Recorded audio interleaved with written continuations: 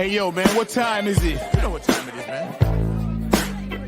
2 a.m.? Yeah, man. Man, you know what? What's that? It's 8:46, bro. Wow, that's deep. Yeah, you know what time that is. Yeah, man. Nappy head, Yo, Funk Army. what's up? Stand up. Get in line, y'all. Yo, folks, drop that beat. You know what we gotta do. Yeah, man. We bringing this funk just for you. You know, Repeat after me. Say it. You don't have to be the best. Just gotta outlast the rest. You don't have to be the best. you don't. Just gotta outlast the rest. No, you You don't have to be the best.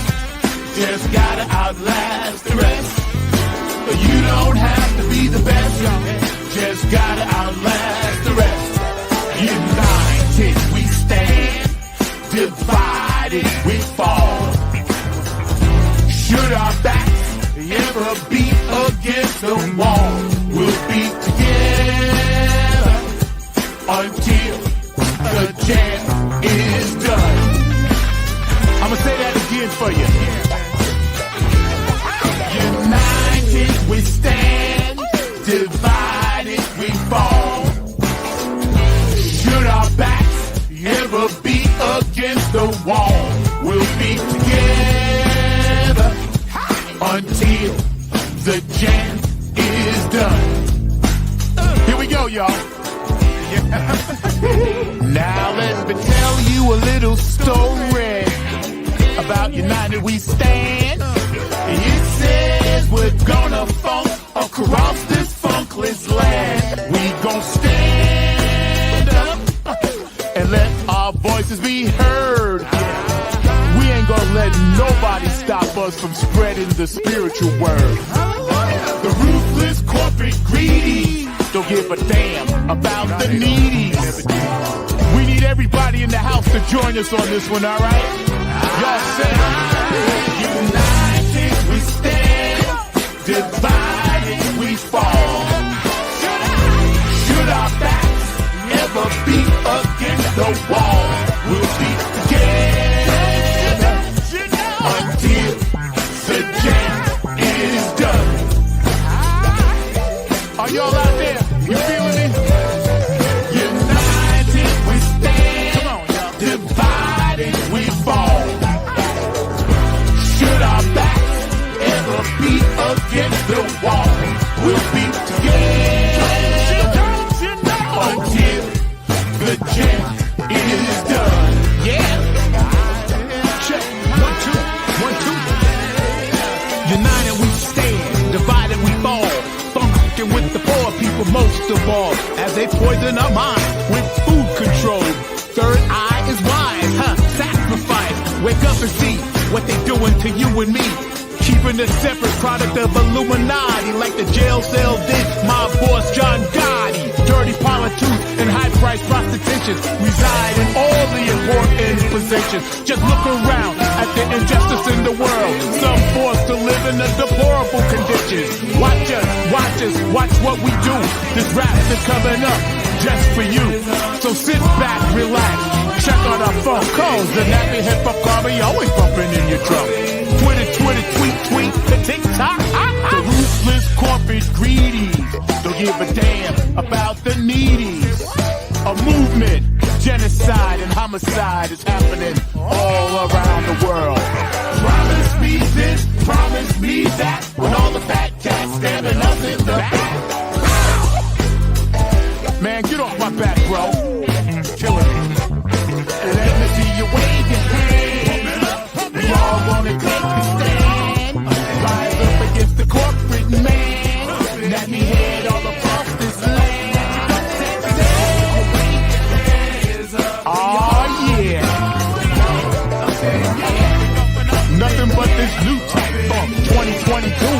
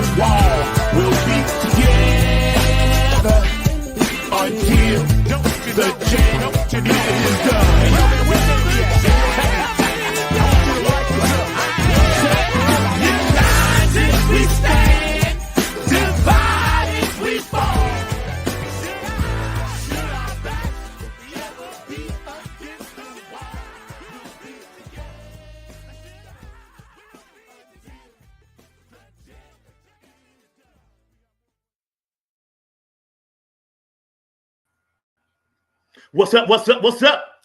Welcome to another edition of Funk from the Front Seat. Coming to you live from number 1 Bimini Road over here in Raleigh. My new digs or whatever. Just got that straightened out. Been on the move for a minute. But welcome to everybody. I want you guys to stay active on the chat line. Funk from the Front Seat, 9 on the Grind TV. Every Saturday, 12 p.m. Eastern Standard Time, 9 a.m. Pacific Standard Time. Today, we got a little special something. My producer and I have been talking about a lot of stuff this year.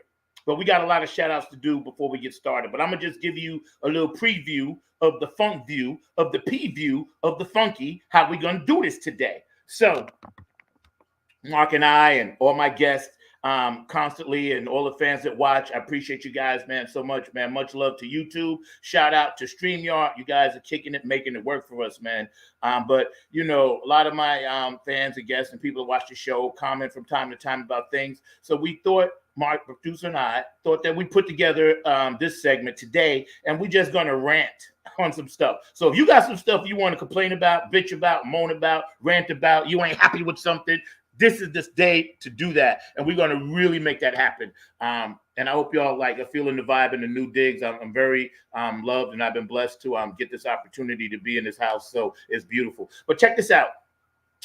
First of all, a shout out to my guy, Kevin Harrington.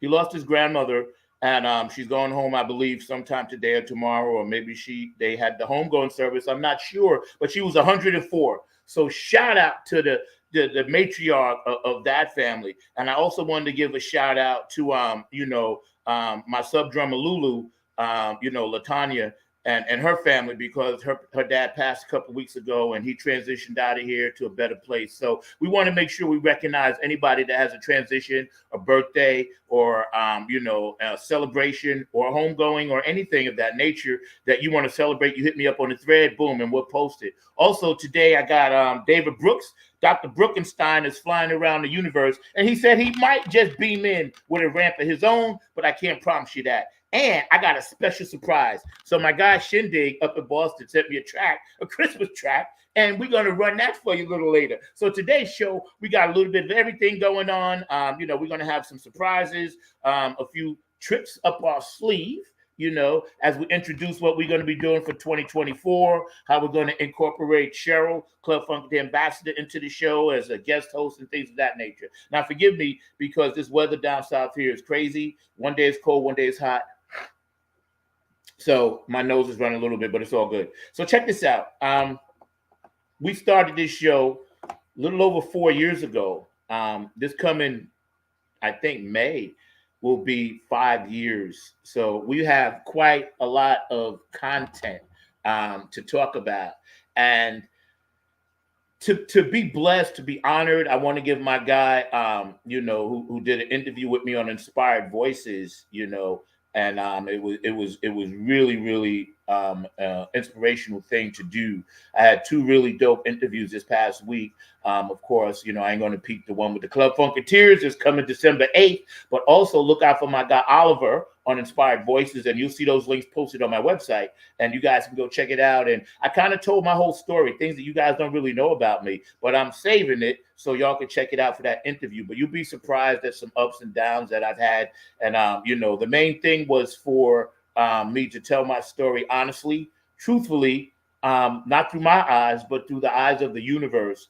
And maybe I can inspire and help someone else become, better, take that next step, not be feeling so closed in, closed off. And I got to give a few shout outs that I always do.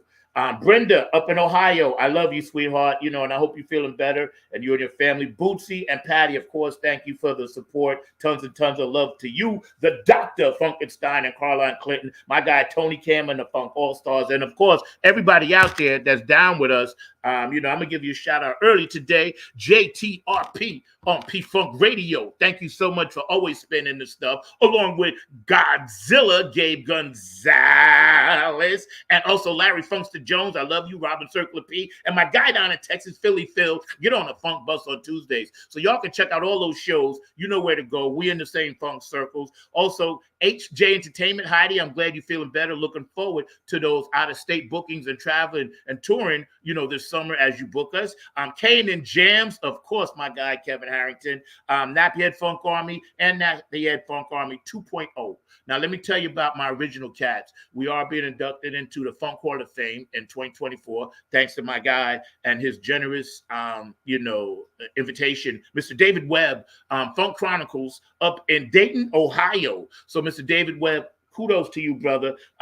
We constantly support each other. I can pick up the phone and call you whenever I need to, man. And that means the world to me, man. And thank you for that. And thank you for allowing us to share a small portion of something that you started up there, man. And then we're going to help you continue that no matter what. You guys need to go to the Funk Chronicles website, go to the Dayton, Ohio Radio Scene Music Show, his radio show, and support these brothers and sisters because they're trying to do it. We're doing it. We're making it happen. And we're keeping the funk alive every way we know how. And let me tell you, everybody is in there. Steve Arrington's in there. Slave is in there.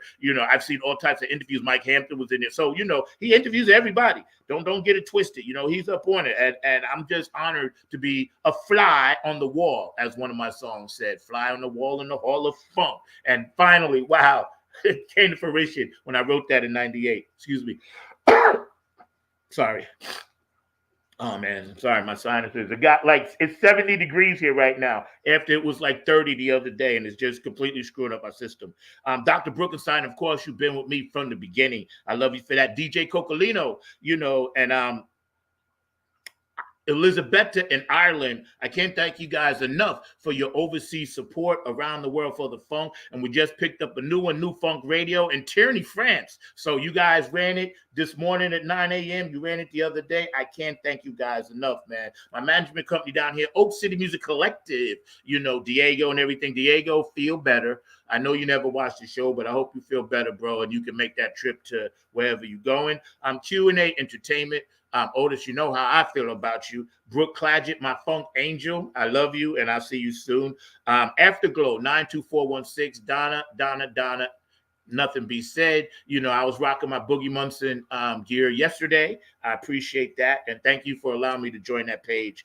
Patricia Dioria, Aquarius Rising Art, Curtis Wilcox, and of course, George DeFunca Vinci.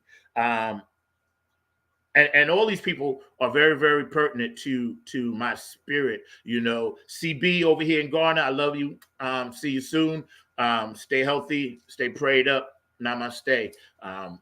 So check this out. Rants. Everybody's got a rant. We hear them all day long. All people do is bitch and moan about shit. I'm going to be honest with you. Now, not everybody and not all the time, but enough to where it made me think, well, maybe I ought to do a show about this because people are upset about a lot of things in this country, in this world. We got protests all over the place. We got homelessness all over the place. We have children, shooting up schools. We have all types of things that we as Funketeers are constantly battling to try to make better. For instance, I'll give you a perfect example. I'm part of the national campaign for Funk, Not Fight. And this is the universal symbol for that. Funk, not fight. Here's the funk, and that's not fight. Funk, not fight. All right. We all know what Bootsy and Patty's doing. They started it in Ohio.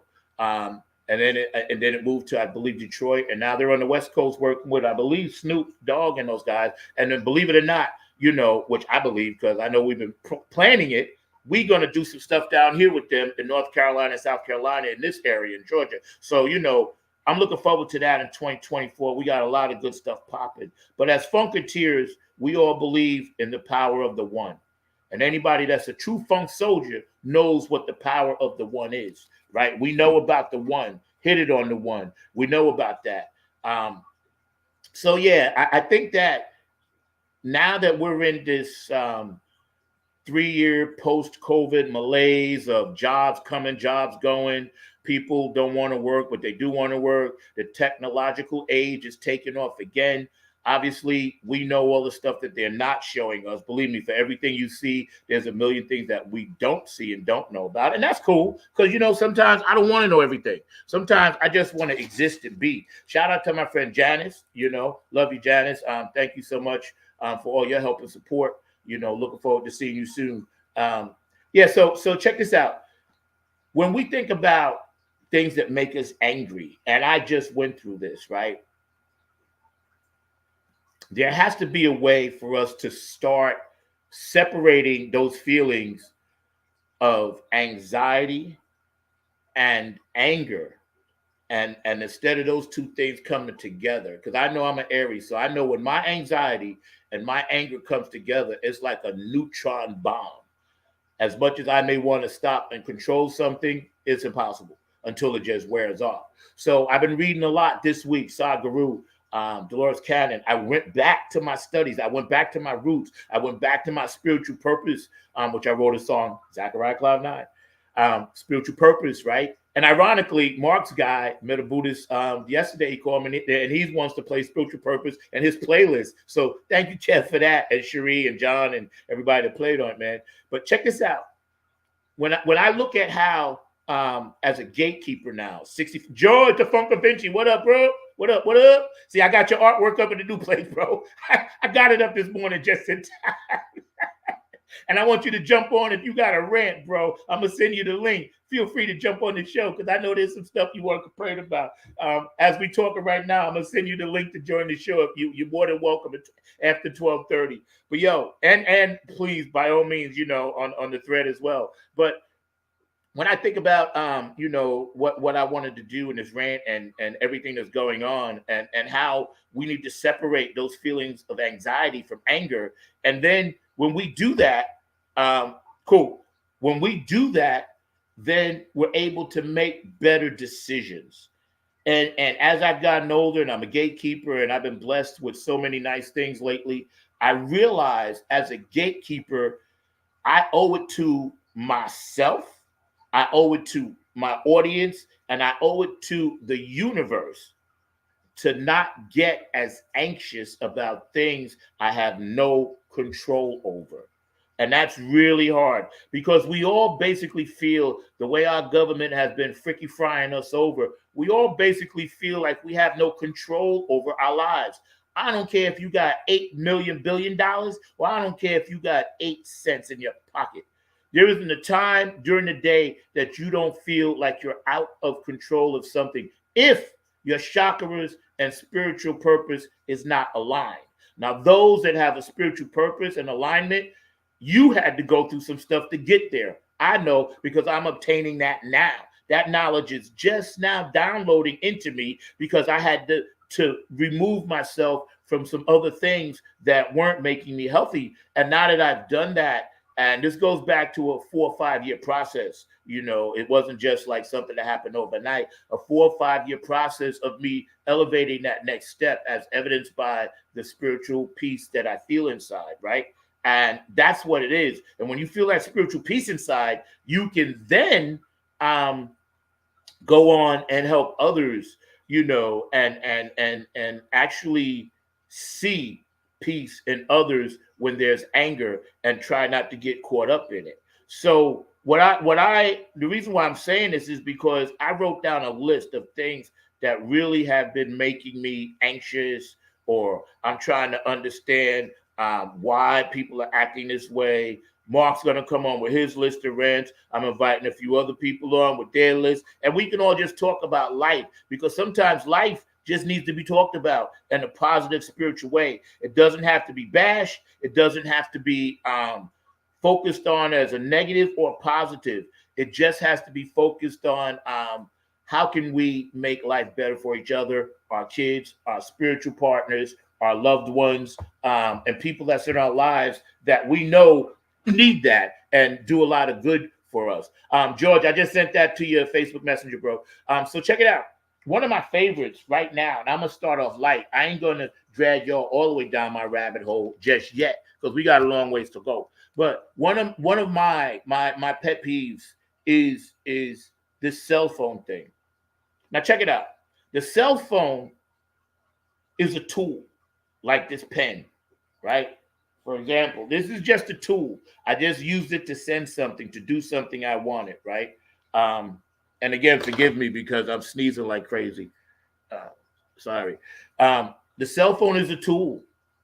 And as a tool, you don't use the same tools all the time, every day. If you're a carpenter, there is a point in the day where you put that hammer down. If you're a bus driver and the bus is your tool, there's a point where you're not doing that. If you're a teacher and you teach, however you teach, there's a point that you're not using the tools in your classroom 24 hours a day. None of us use our tools 24 hours a day. We only have one tool that we are all connected to that we use 24 hours a day, and that's our mind. That's our tool. Because everything that came from a human being's mind, men and women, by the way, begot this stuff. Okay? So let's break it down. What's the best way? Oh my God, excuse me. What's the best way to control a segment of society? The best way to control a certain segment of society is to get them believing that they need something and they can't live without it, right? So they have tricked us and have put us in positions to where we use this tool as more than what it's for. We use it as a crutch. We use it as a way to constantly feed the dopamine. And for y'all that know, y'all know what that's about, because everybody that watches this show is highly on another level. The dopamine in your body, ding, ping, ping, ding, bing, ding, bing, ding, bing, beep, beep, beep, beep, ding, ping, ping, ping, ping, ping, ping, all the time, all day long, right? Whether it's notifications, whether it's ads popping up, whether it's stuff we're looking for, it's just a tool. Remember that. Don't let the tool control you. If you sit that hammer down on the floor, the hammer can't hammer itself unless it's a ghost or something or aliens. But other than that, it can't. You have to pick it up to do it. So I'm specifically talking about anybody, young and old, that's intimidated by anything that's said or posted or done on this. Put it down. Case closed. If you put it down, it can't help you. It can't harm you. It's an inanimate object with information flowing through it. So that's how they get us. They want us to constantly absorb more information than we can process. And the millennials and the newer generations process information a lot faster than we do. But one thing that we have that they don't have, we have the ability to understand the information that we're processing. Like young people fly through stuff and you ask them what they saw 10 seconds ago, they won't know because they're on to the next thing. And there's nothing against them. That's the generation they're born in. But if you are able to slow down and process, you would realize half the BS that you're actually looking at is only poisoning your mind. That's all it's doing. Only poisoning your mind. It's not feeding your soul. It's not giving you anything that you probably don't know. Anything that you really want to know, boom, you could Google it or whatever. It's not taking care of your families unless you're making money from it. Then you're using the tool properly. You know, like those of us that are ride sharers, I Uber when I'm not doing music. I'm using my tool in such a way to where it's profitable to me. I am making money from it. I am not just like using it, because, I got my phone on, I want to ride around, right? Which I'm going to get to in a second. But those tools that we have in life, the powers that be, and I hope I don't get kicked off the air for saying this, and this is only my opinion, not the opinion of StreamYard, not the opinion of YouTube or Facebook or any other platform that I'm on, TikTok, Fun from the Front Seat. When we start taking away from what they want to control us with, then we can get the power back. Like Chuck D said, Public Enemy, fight the power. James Brown said, this is why they was, prophets, Bob Marley. Oh, what the rat race, it is a rat race. And an abundance of water, a fool is thirsty. We have all the information in the world, but yet we're constantly trying to figure out what we're doing. It's a rat race. And because we don't utilize the tools that we have in our life correctly, it becomes a bit of a struggle and a challenge on a daily basis. So my suggestion to you, pick a day, if you can, where you could take a couple of hours. I do mine on Monday. If you guys notice, you don't see nothing coming from me on Monday. I call it Blackout Monday, just like the athletes do sometimes, even though I don't believe they do it, but that's what I call it. I don't do anything.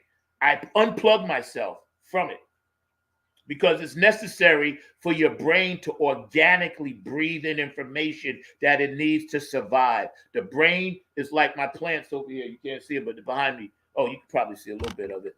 Like my plants on the wall right over here, right? They need sunlight. Without sunlight, nothing on this planet can survive. So those of you that like to stay in the dark, mistake number one.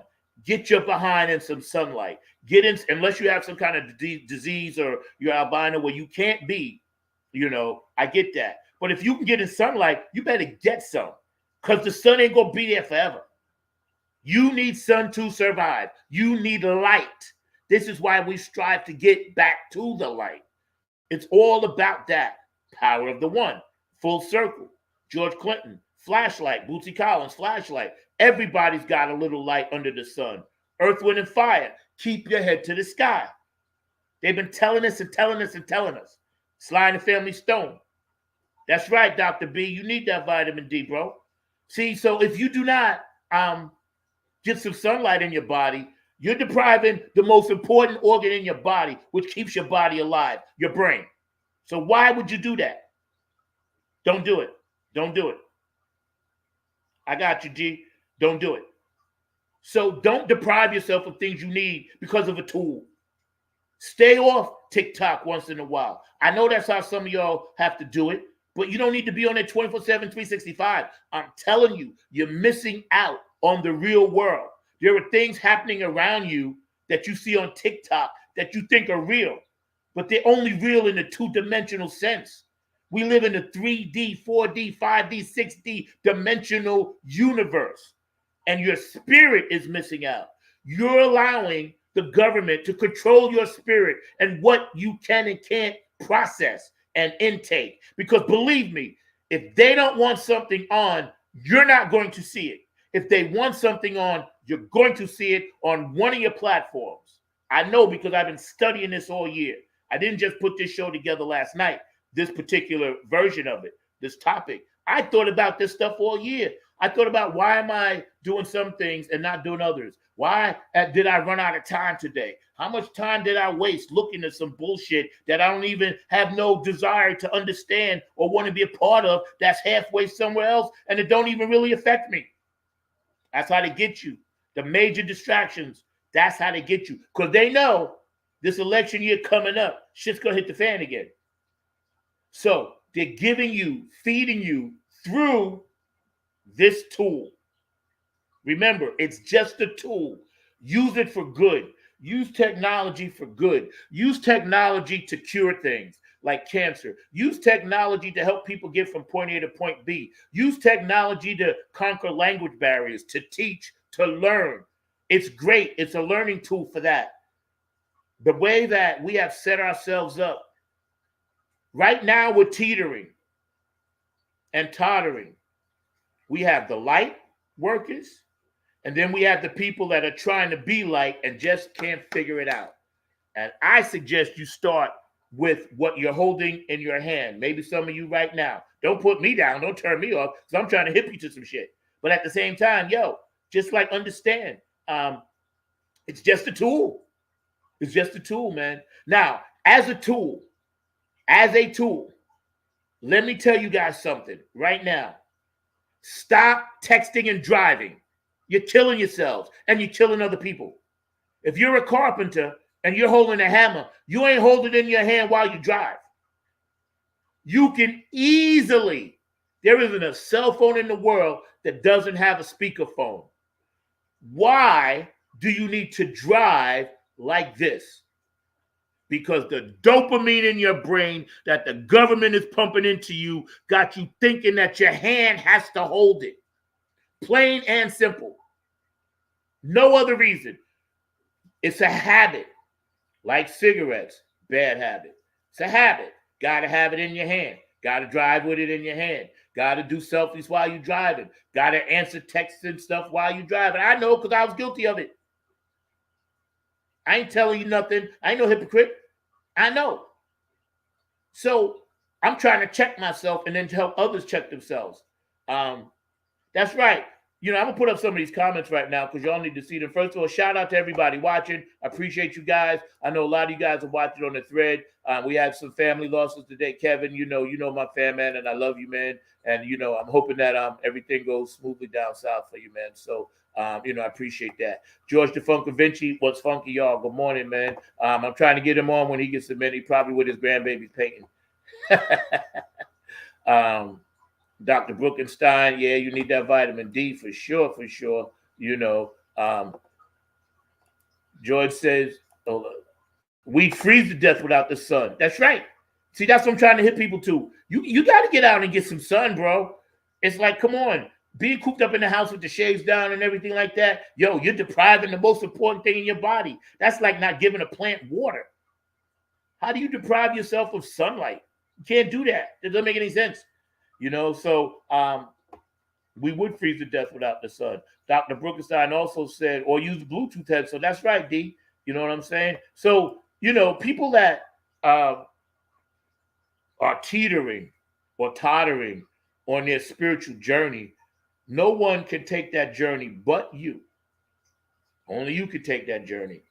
But others around you may care about you and love you to death, but they can't do anything about it. You know, if you're driving and you look at here and you crash into somebody and kill yourself and kill them, you gone. You ain't coming back from that. So do me a favor. Don't text and drive.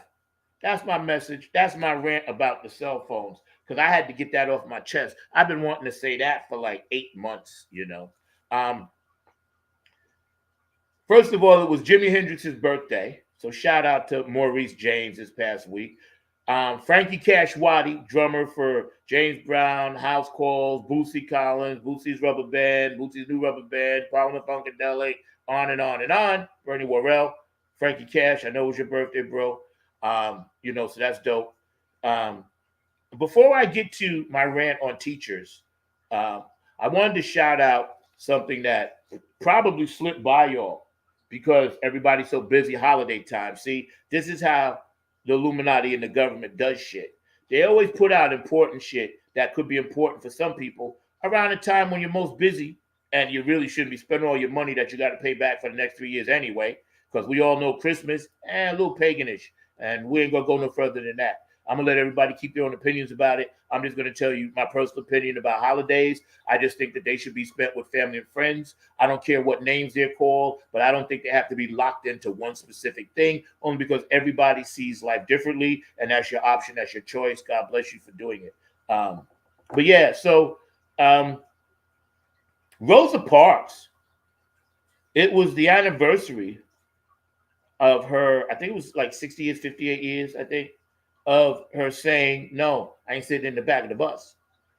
And they're trying to pass a federal law, is on the books right now. She would be the first woman, and happen to be a woman of color, that would have a national holiday on December 1st. Okay? So they're trying to make that happen. So if you see that on your ballot somewhere, you all know what's right. You know what I'm saying? You definitely know what's right. Now, here's the thing that I think people get twisted about Rosa Parks. You see images of her, oh, this and that. She was a young 45-year-old, brilliant, vibrant woman. She was an activist. So she didn't just plan to go sit on the bus and humbly, and then the thing happened. Didn't work like that. Because her niece told a story about how Rosa planned this.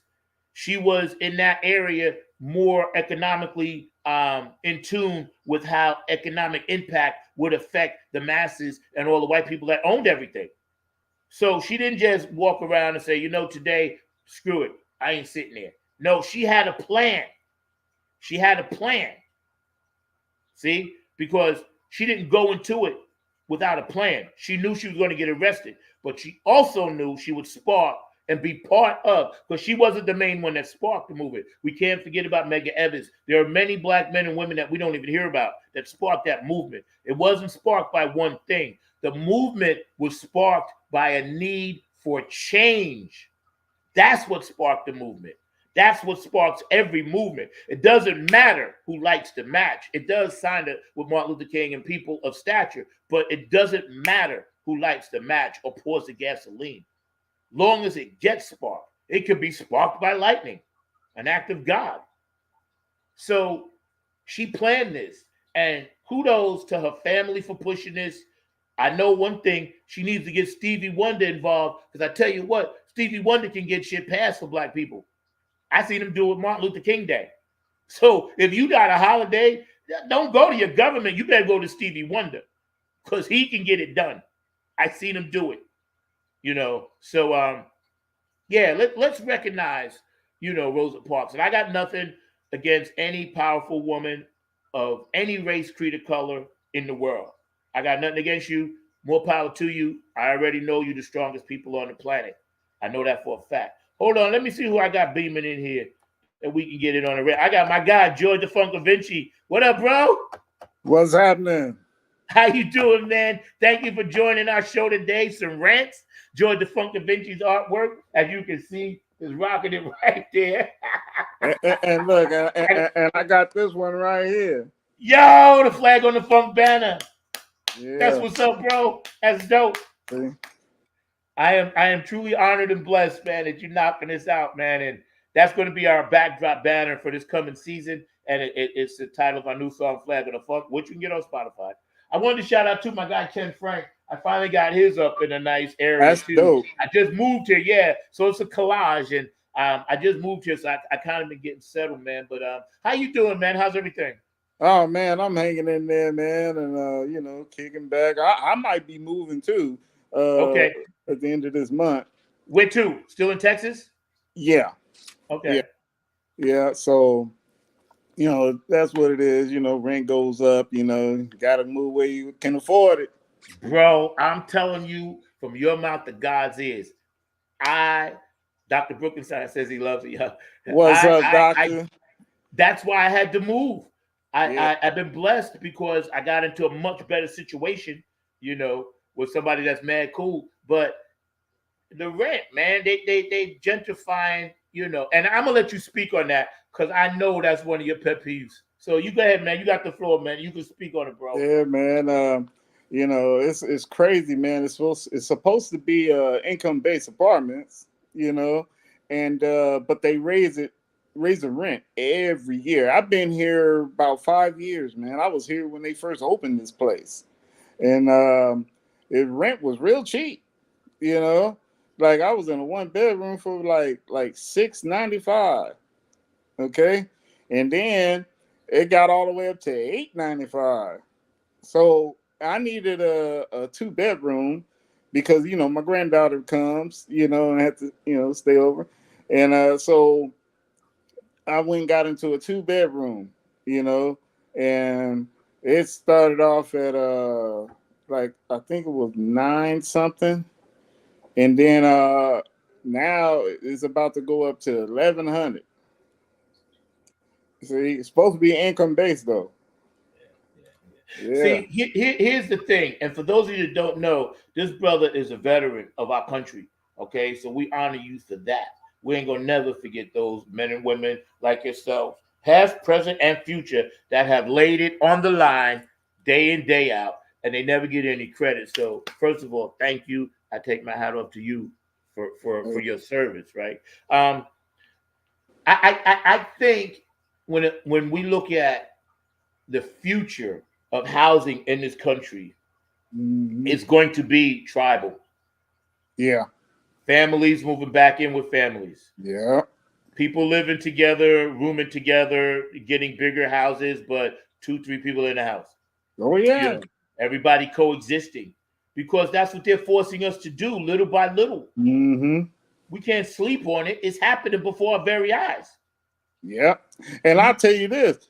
I think every veteran that comes out with the honorable discharge should get their 40 acres and a mule. Like, they should get a place without question. Okay? They should get a place and be sustained, but you know, I'm using the VA to put me in an establishment where there's a lot, you know, veterans living in apartments, and you know, the rent is real low. You know, so I'm about to do that. See, You see, that's the beauty of a brother like you that could come on and tell other veterans like the deal, because a lot of people they may not really want to take that step, and then they end up in a worse situation. But because you're yeah. actually living it, I'm grateful you're sharing your story with us, because, like I said, we all are living this. This is not here. I know Hmm. your state, every state across this country pretty much has a tent city. Oh yeah, You know, all everywhere. Everybody got those. everywhere, man, Yeah. everywhere. Why do you think that we're being ignored more than we've ever been ignored before? Shoot, I would just say this. You know, it's our skin color, man. You know, it's the skin we're in. You know, and it's a shame. You know, most of those veterans under the bridge, tents, they're veterans. Most of them. You know, and most veterans don't go out and seek assistance because they don't know about it. Okay, and then it comes to pride. You know, we got that man pride that Yeah, holds us up. You know, and the reason why, you know, I don't know, they don't come after us to you know, help us, you know, like that. You know, like I said, most of it is skin color, and then there's that mental health part of it.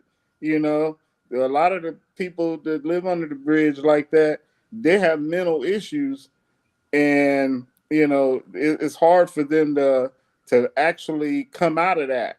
You see, you take them and put them in a place, and they got a nice place to live now, but they'll leave and go right back under the bridge because they have that. It's a mental thing, man. You know. yeah. You know what I noticed about PTSD, and we've all had suffered. You know, obviously military veterans, men and women, but people that even aren't in any walk of life, because of COVID, we're all suffering from COVID PTSD. Oh, Yeah. right? We don't see now. That's what I tell people: don't punch down on yourself too hard, because believe me, you may not feel it, but it's there. We all went through COVID, Yeah.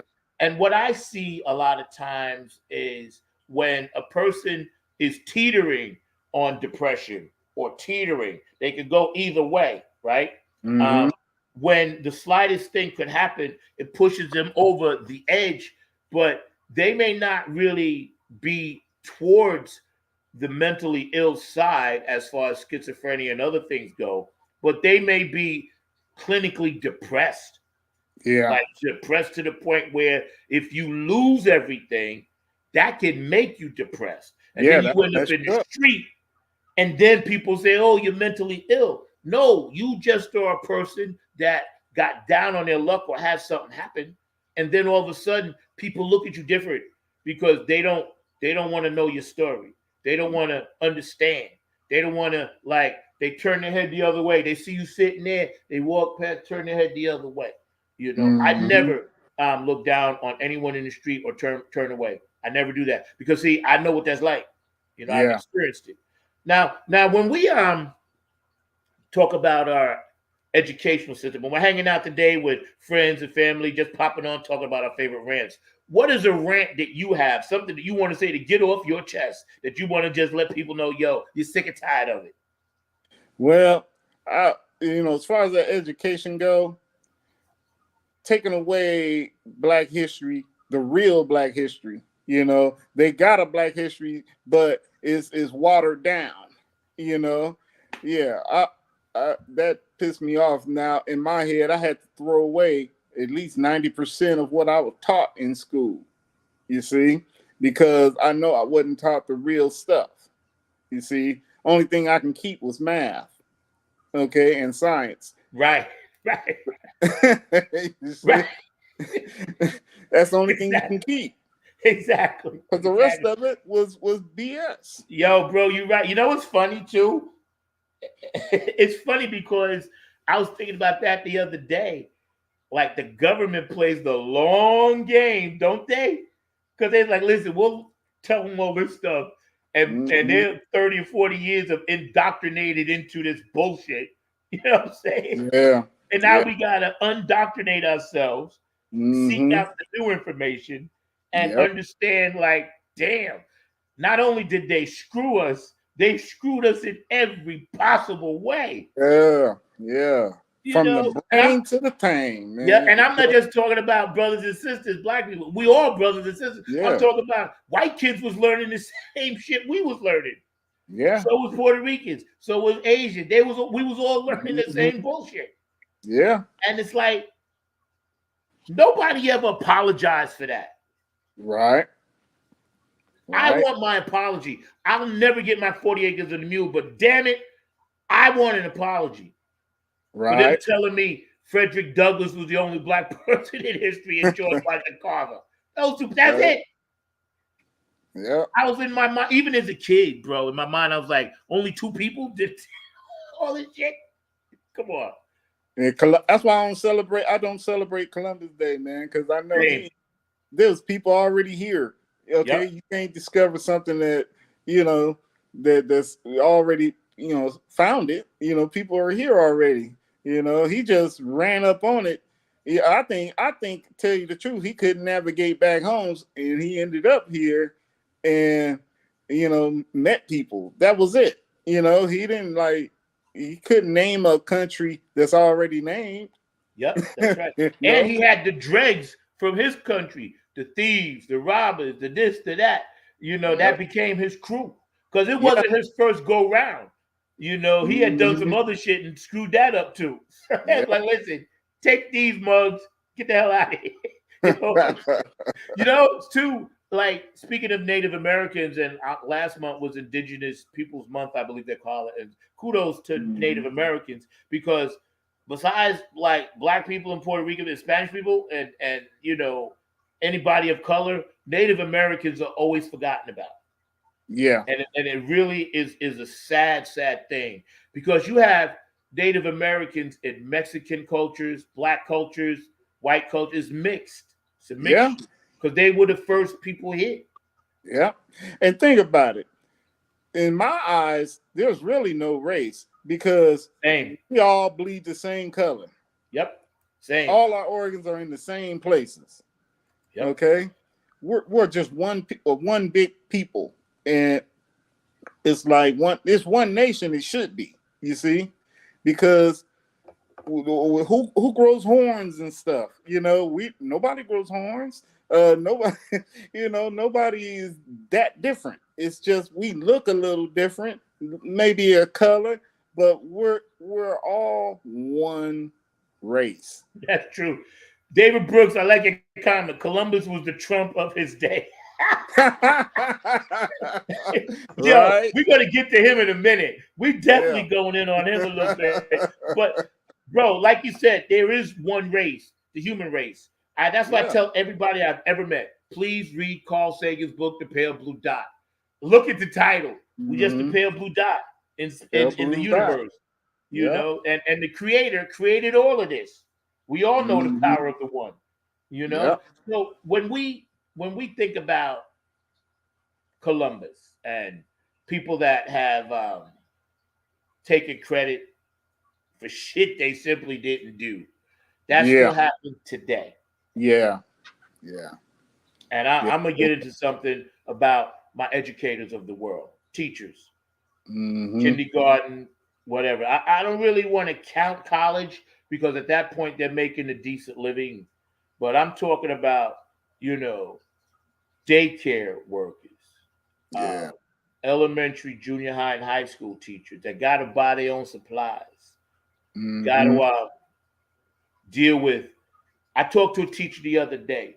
She said she had to be a psychologist, psychiatrist, a mom, and sometimes dad or both, a bouncer, a person that has to be security, and worry about her class, and teach a bullshit standardized test that doesn't count or doesn't even make sense, and amongst other things, be the herder of the class. If some shit jumps off, you now got to protect all of these kids, Yeah. you know?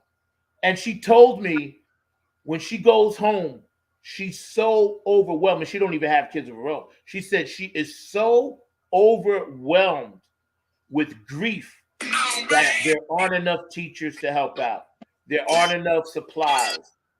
She's got to worry about, breaking up fights if she's in a bad area, being attacked by kids that are just out of their mind and they're angry and don't know how to lash out. So they lash out on teachers. You see a lot of these videos that people post, and you shouldn't post them because it only fuels the fire and it only burns up that negative energy and makes it powerful.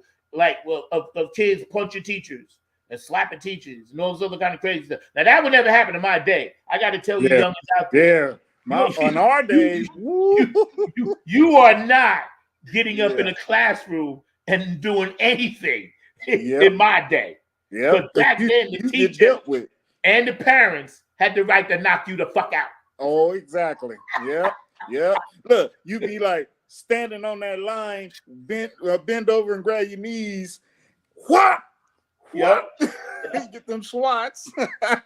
Exactly. You wasn't pulling no bullshit. And then if the principal was coming to get you, you was definitely in some hot water. Oh yeah. He was gonna bum rush you. Yep. You'll get them hands, boy. I tell you. He was gonna bum rush you, man. I was petrified of my principal. In elementary school, this guy named Mr. Lockhart, he was like 6'3", like 230, built like a brick house. I remember kids that used to F up. He used to snatch him by the suspenders and shake him like a rat. Right? And they would come back in class off the shuttles and shit, right? And then they would be like, yep. Look, our teacher would be waiting for us to come back from the principal's office. And as soon as you walk in the classroom door, you crying, she's standing there with a tissue. To mock you, right? Yeah. In front of everybody. Yes, yes. That's a trip. But you know what that taught us? Humility. Yeah, that's true.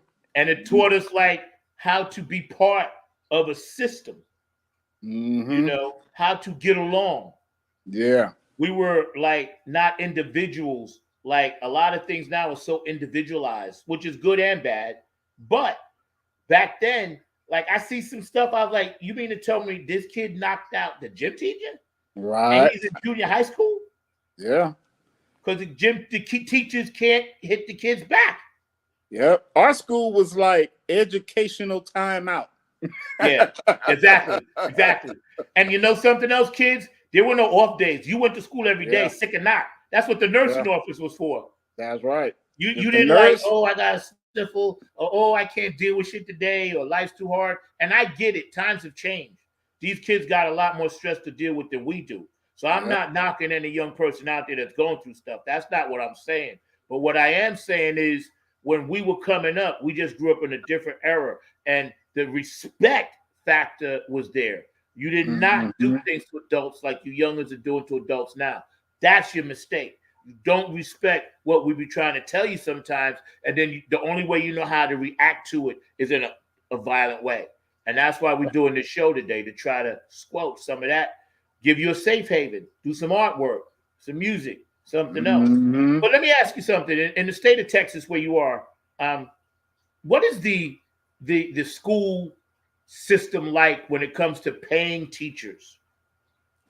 Well, you know what? I mean, they have some issues at one point when I first moved out here to Texas, but now I think they're actually paying them pretty good, because they went on strike for a minute, Yeah, and, I saw that. Yeah, and now they're getting pretty good pay, and now they have a problem with bus drivers. It's hard to get bus drivers for them because the kids be acting a fool on the bus, and then when they tell you can't touch the kids or break them up, then you look bad because you didn't do nothing to help a kid not get beat down, you see. And so you get blamed and get rolled up and stuff like that for stuff that you don't have no control over. And so that a lot of bus drivers quit. Can't blame them. Yeah. Because if you can't, first of all, and I know because I drove a school bus in Virginia, I dealt with the same thing. To me, the ladies that have been there the longest was able to deal with the kids. Elementary school kids, you could yell at them and they would be quiet. High school kids didn't want to be bothered. It was the junior high school kids that was the hardest for me. I drove a school bus in Virginia. I had a CDL, right? And the kids literally would throw violins out the window, books, this. I have to stop, pick that stuff up, stop traffic, get on the back on the bus, try to get the kids to stop fighting. They were fighting like every day. I eventually did it for like 6 months and I quit. I couldn't do it anymore. I couldn't do it. I didn't have the moxie for it. I was like, nah, screw this. Because like you said, bro, you got to hear from a parent that you let their child get beat up. You got to hear from the school, oh, you disciplined them too hard. And you got to still watch the road and worry about the other 50 kids you got. Yeah, that's a and fact. still make the stops on time. Yep. And then I heard a guy getting sued for not breaking up a fight, on the bus. And they tried to sue him. Right. And he won because it's not his problem. You see? Yes, exactly. Yeah. But the fact is, the point is that he was getting sued, and if he would have lost, I mean, man, you would have saw way more people quitting. You see? Because I wouldn't take the chance. If I could have been a bus driver for about 20 years. If I was in my 20th year and saw that a colleague of mine got sued for not breaking up a fight, I would have bounced out. Because I would have bounced because I wouldn't want that to happen. Yeah, same. I agree with you because here in North Carolina, every bus I see on the back of it says need drivers immediately. Yep. They'll let you drive while you training for your CDL. They don't even care. Exactly. I see bus drivers on the road now. I know damn well they don't know what the hell they're doing. Yep. They're missing the lights ain't working. They don't know when to put on lights at the railroad track. I said, man, this person must be brand new. You see them looking at the schedule and trying to drive, And see, this is why our government could do so many good things if they wanted to. Because it starts with that education. If you in school and you can get these kids focused on something other than violence, give them alternatives. Stop doing these bullshit standardized tests. I think if you want to homeschool your child, you should be just allowed to do it, no questions asked. If you want to send them to school, you should be allowed to do it, no questions asked. I don't think they should be putting a cap or a process on education. What's up, Jack's Toes? How you doing? What up, man? What's good, bro? Thank you for the nice comments, man. I think that you should be able to do whatever you want because that's what they doing. Yeah. So if I got a child, go ahead. Then you could teach your kid the real histories. Okay, you can find out, do your research to find the real histories, then bring it back to your kid at home school. You see? Yep. And they say spare the rod, spoil the child. Well, look at a whole bunch of teens out there right now that are spoiled. There's something to be said for that too, because again, martial law. Punishment of a child. It doesn't. When people spoke of that, it didn't necessarily mean you're literally doing it, but it's the threat of it. And then sometimes, we definitely got our behinds beat because discipline, like Mark Lee just put up, is a good thing. See, now my dad was a minister. I wasn't cutting up in church. I used to go down in the basement and run around where he couldn't see me. But when I was sitting in the pews, I was good. Because I knew if I didn't, I would get spanking. Yeah. It was plain and simple. It was no debate. There was no timeout. There was no we're going to punish you or take your toys away. No, you're getting your butt whooped. You're getting your butt whooped, And it works way better because we came out right. You see? If you try that now, the kids got the power of CPS. They call the cops on you. Yeah. And then you go to jail. They'll take your kids. and then call you what they say, deadbeat or something, because you whooped your kid, and the law says you can't. Like that, and there's a point of discipline, and then there's a point of abuse. So Yeah. we're not talking about abusive parents. Right. Don't get I'm this talking about twisted, that. y'all. We're not Yeah. saying beat your kids, this and that. No, it ain't even about that. I have 2 daughters. I only spanked one of them once. Yeah. That was it. Because she was talking back to her aunt and said some things that she shouldn't have said. But other than that, we ain't talk about that. We're talking about how discipline can turn things around and give you more options and be more of a critical thinker. Yeah. That's what these kids are missing today, the ones that don't get it. And I meet 75% of the beautiful young people I meet between the ages of 20 and 40, they got it. It's that 25% that's out there that's running amok that makes it look bad for everybody else. Yep. That's that 25% the teachers can't control.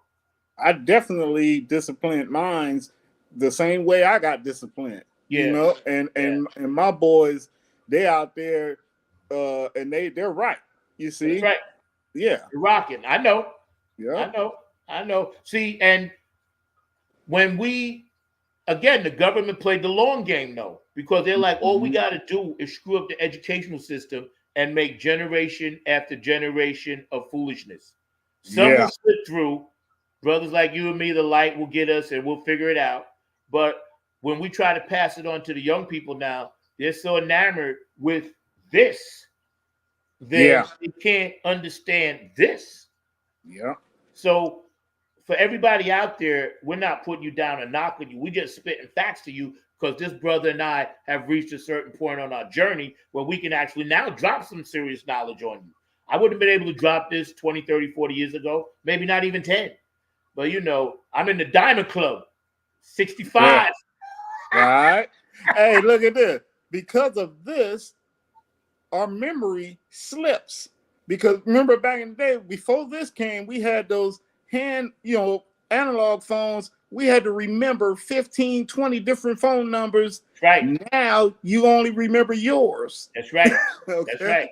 That's right. It took some of that critical thinking away. That's right. That's right. Because it even though it was slower process, like you said, I still remember my number from Bayshore when I was a kid. Oh, 665-3051. You know what I'm saying? Come on, Mark, get it. I remember, bro. And then we got to change to 666-6637. Not, it was an area code 613. I remember, bro. And this is like 50 years ago. I remember my grandmother's number. What's up, you and your new digs? I see that you and your new digs, you enjoying your new digs and all of that. Oh, I'm loving it, bro. I'm seeing the new digs and looking real spiffy and all of that. I'm going like, hey, Zach's in here's the new digs and all. But I heard y'all talking about discipline, and like I told you before, it was a pleasure seeing my nephews. They're 14 and 15 on last weekend, so we spent 3 days together and had a good old time playing cards, eating food. Even went downstairs and got the Christmas tree with them. So it was their uncle and the two of them dragging that Christmas tree on upstairs and everything. But when y'all were talking about that whole notion of the old days, I was going like, yeah, I remember when I didn't Google something or definitely do some of that other kind of ways of getting stuff out there. You actually had to look it up. You had to go find an encyclopedia and had to go find the actual material. Now you just tell somebody, go Google it or go find it on the internet. Not knocking that, not knocking the hustle and everything, but it's not as complicated as it was when we had to actually find it. Hey, George, you remember when you had to give citations as to where you found it and all along those lines? The site where you found it. You couldn't just say that you found it on this source. You had to be like, I found it in this particular book, on this particular page, on this particular chapter. And you had to do all that citation. That was no joke. So that was part of the education that our kids don't necessarily have. They don't necessarily have to cite. They just go out there and do the Google thing. Not knocking the hustle, but hey, it is what it is. Yep, that library was the Google. That's right. The good thing about that too, it gave us another place to socialize and taught us how to be quiet but still communicate with each other. Because when you go to the library, you can't go in there all loud and boisterous. You have to go in and chill. So you become part of a community, a collective mindset that's a collective thought that's gathering information. And this is what the creator does, right? That's why I still read books. You know, people say, well, you still read books? Yeah, I read them online, but I still read books, you know, hardcover and online books, because I don't want to just assume and have information pumped into me that I didn't actually process, you know. Yep. Our people, man, we read more books than any of the youngsters out here now today. Because they don't read books. You know, they read this. You see? And yeah, we read so many books. Shoot, we got a lot, way more knowledge than what these youngsters got nowadays. Yeah, they do. Yeah, they do. Mark, you want to hang on with us for a minute? I want to run a few of these spots, man, and give some shout outs. We're hanging out with George DeFunkovici. Please stay with us, y'all. Stay active on the chat line. I know Jack's Toes. I like that comment, man. You know, and keep them coming, please. And thank you for joining the show. I appreciate that. And, you know, spitting facts right now for real, you know. And I think because we get a chance to do shows like this and spend our time, we thank you guys for spending time with us. So right now, I just want to run a spot or two so y'all can check some stuff. Hey fam, what's goody good? What's really good? My name is Jeff Roberson from the gospel group called Jeff Roberson and New Life. And I'm coming to you from the town that we had to name it twice. It's so nice. New York, New York. And I'm bringing you some news about my brother from another mother, Brother Zach, who's bringing you his hot new show called Funk from the Front Seat. Listen, he's bringing you funk from the vault, from the past, from the present, and into the future. He's got that music that makes the hair on the back of your neck rise up. He's bringing you funk all the way down to your toes. This is that funk that makes you really want to groove. Stay tuned. Don't touch that dial as he brings you funk from the front seat. Listen, let's go! Hey, this is Keith Jackson with P-Funk Radio, inviting you to check out my brother Zach Robinson with Funk from the Front Seat. Saturdays, 12 noon on the East Coast and 9 a.m. on the West Coast. It all happens on 9 on the Grind TV and also on YouTube. Great guest, great conversation each and every Saturday. That's Funk from the Front Seat with Zach Robinson on 9 on the Grind TV and YouTube. Check him out. Hey, it's Chrissy Key Rollins here with Holistic Restoration, inviting you to check out Zach Robinson with Funk in the Front Seat. He drops new episodes every Saturday at noon on the East Coast time, and replays are posted for whenever you miss a live stream. You can find him on 9 on the Grind TV and also on YouTube, and get ready for the funk because he brings it every week along with hot topics, amazing guests, and great conversations. Again, that's Zach Robinson with Funk from the Front Seat on 9 on the Grind TV and YouTube. Go check them out. Hey, this is Jen Vanderputten, writer of Code and Prose. You are watching Funk from the Front Seat with Zach Roberson. Tune in every Saturday at noon for excellent and important conversation.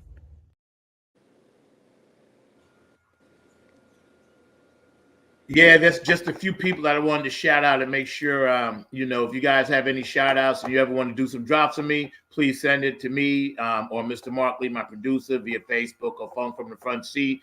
You know, make it no longer than like a minute and a half, man, because we love to share our visions and our views with people. We're hanging out with my guy, my artist, Mr. George DeFunkovici. But I wanted to share something with you guys really quick before we get back into this conversation and jump back on the other side.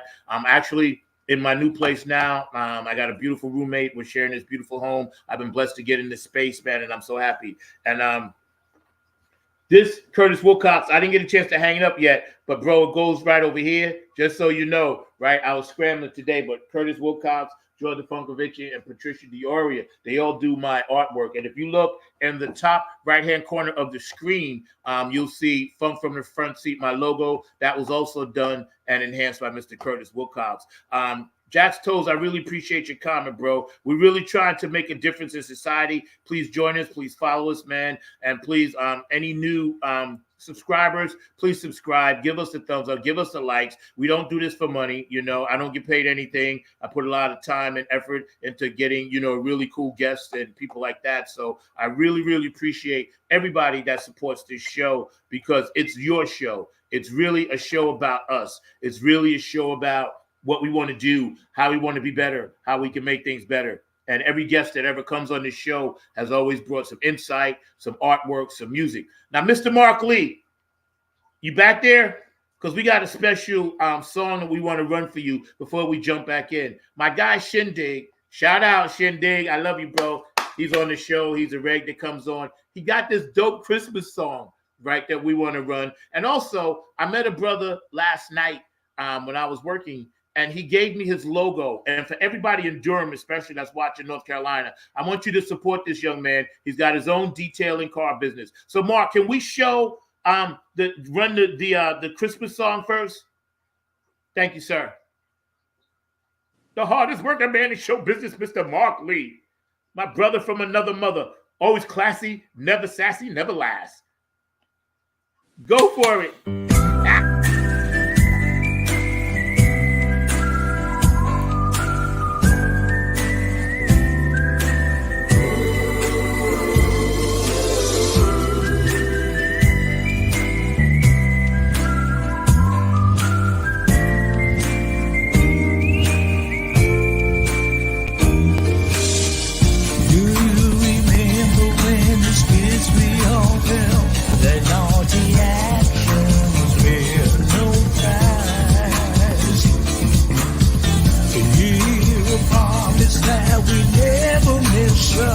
Cause Saturday's always through Christmas time.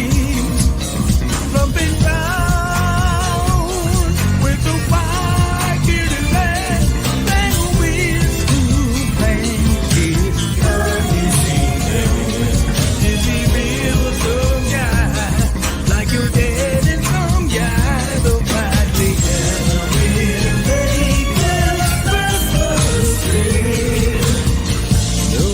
Memories of themselves making lists. And Mom would make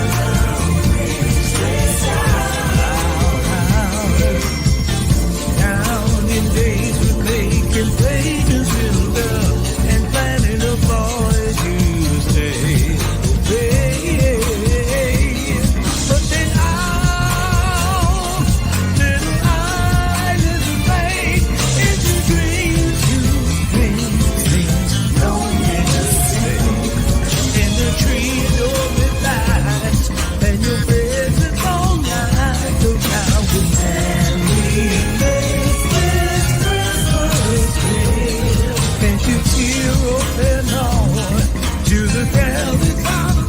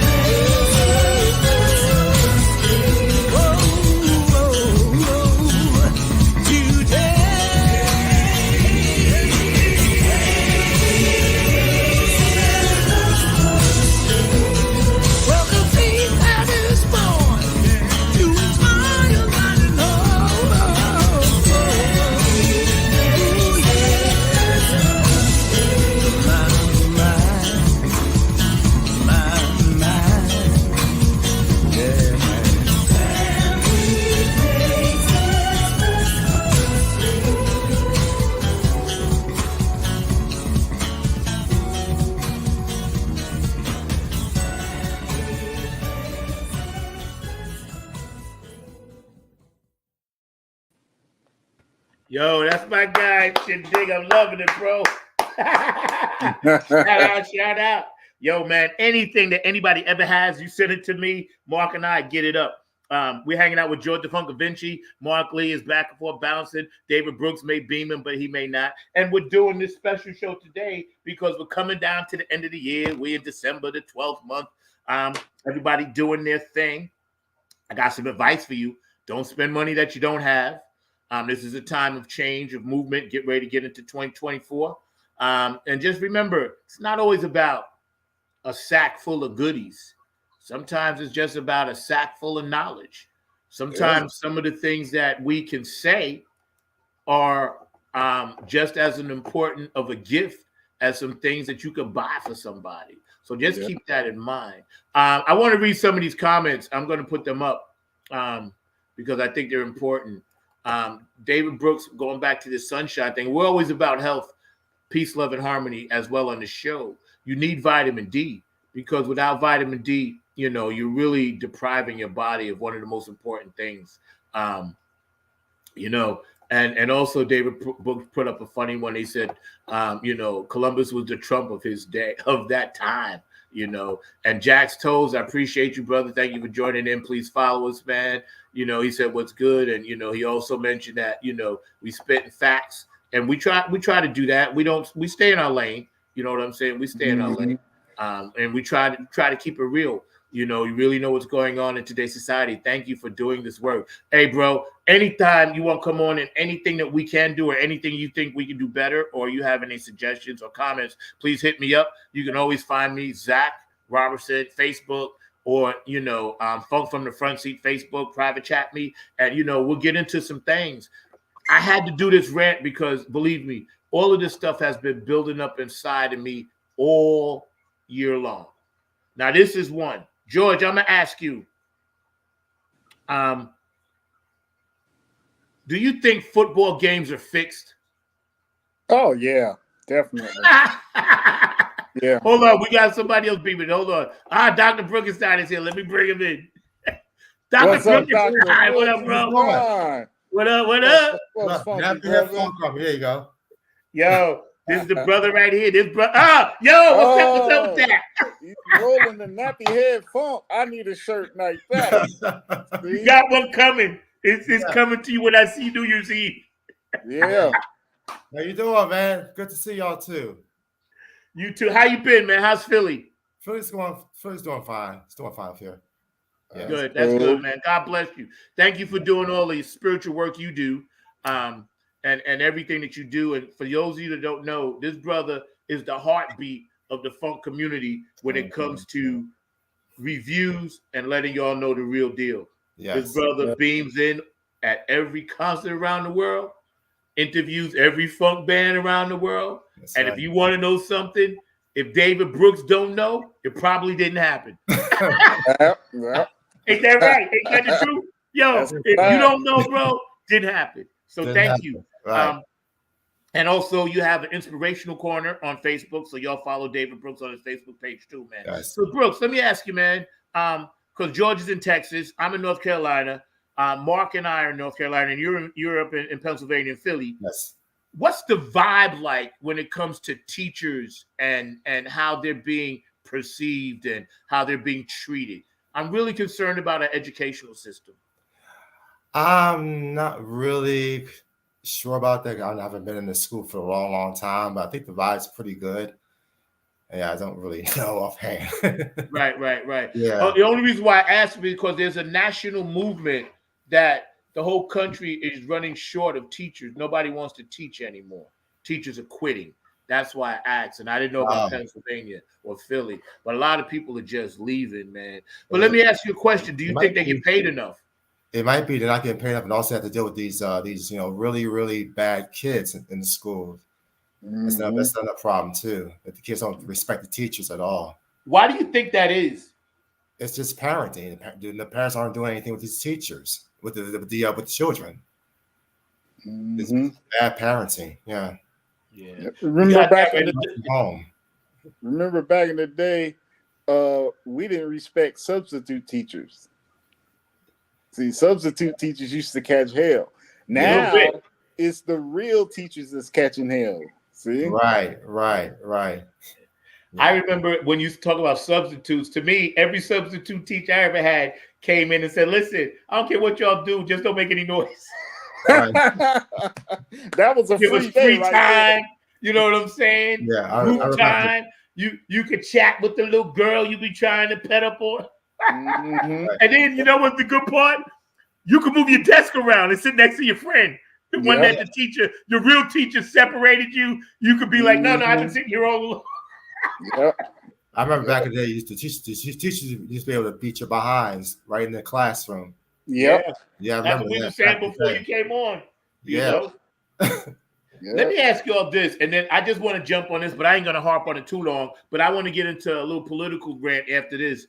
And we're doing our favorite rants. I'm hanging out, Dr. Brookenstein, worldwide, person of funk that actually is a funk, I want to say, connoisseur of information. Dr. Brookenstein, and of course, Right, George. hold on a second. Somebody's ringing my doorbell. No worries, bro.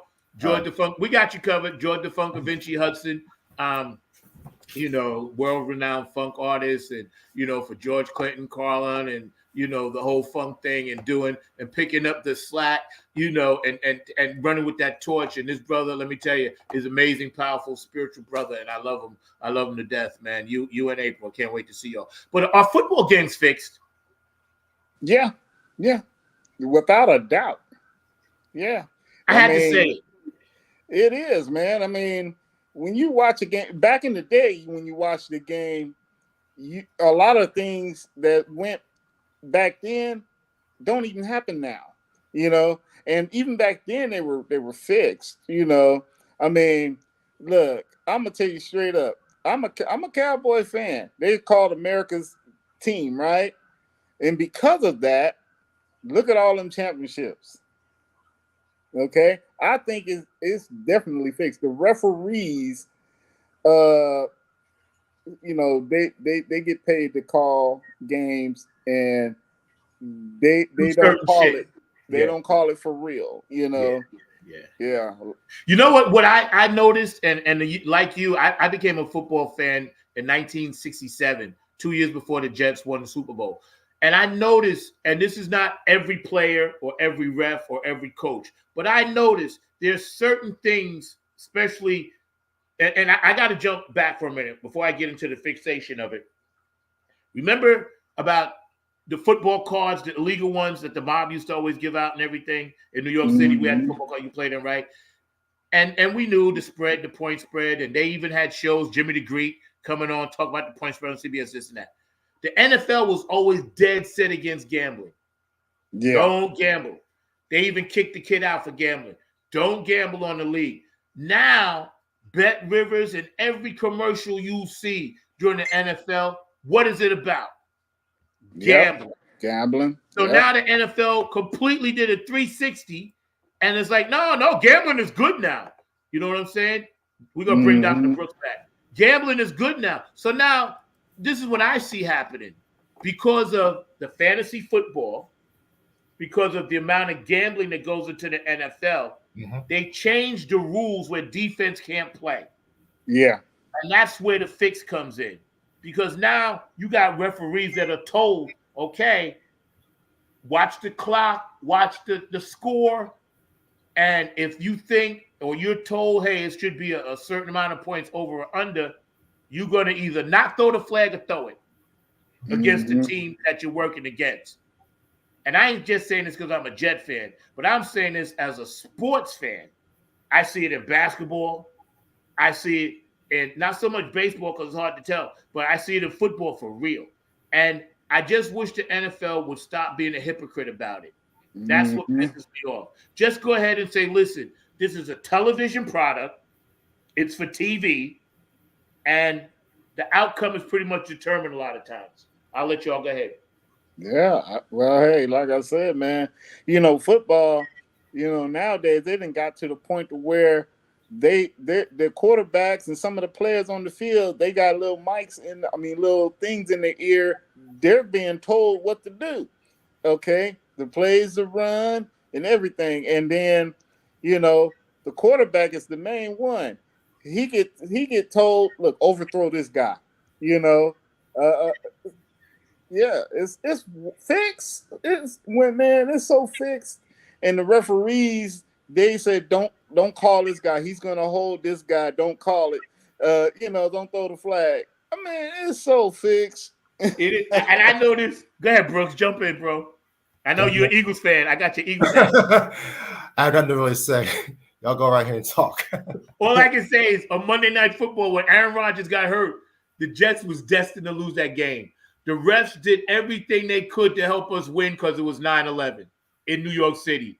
Josh Allen drops back, closed his eyes, and just threw the ball up, knowing that we was going to get the interception. He did it twice, and we still almost couldn't win it. But we got an overtime. And then I looked at the play, and I was like, this is Josh Allen, the top 5 quarterback. Patrick Mahomes did the same shit. He gave us 2. And then they took it back when we intercepted the ball. And that's just my team. I've seen things on the football field this year where the kid, caught the ball. It was a touchdown.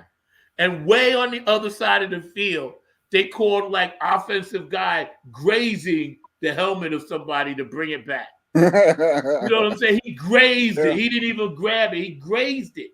Because the guy put his head down, the offense and the defensive guy, and he grazed it. And I was like, so it got nothing to do with the play way over here. I just had to get that off my chest because America, come on, don't be so gullible. Stop spending all your money. The NFL is draining you. Yeah, crushing you. And go ahead, George. Oh, I was just gonna say, here's a fact. Look, a quarterback throws a ball to the other guy directly, not like interception should be a miracle, okay? Right. Because you're not blind. You're gonna throw a ball and it goes straight to the guy, okay? That he was told to do that, okay? Yeah, because you conscious. You ain't gonna throw it to you're not gonna throw it to a guy in the other jersey. You're gonna wait for one of your guys to get wide open, throw it to him. But when they throw it and it's directly to the guy, oh yeah, somebody told him. I just think that it has a lot to do with gambling and fantasy football. Yeah. The more I see, because they're making billions of dollars on top of billions. And to me, it's like this too. If you make it all that money, why are you charging me to watch the game on TV when it used to be for free? Exactly. Nothing changed. No, but they got some new changes. You got an entire social media network that you could go watch your football game on because YouTube got a contract now with the NFL. Which that's what I watch. YouTube TV. You still got to pay for it. Yeah, YouTube TV. So they got that and everything. But the other thing you're talking about football, and I'm thinking to myself that there are teams that are not that great. Like I said, I love dearly and have loved them for decades. My Vikings were 6-6 and they're still in the playoff hunt because Seattle lost 2, so they're 6-6.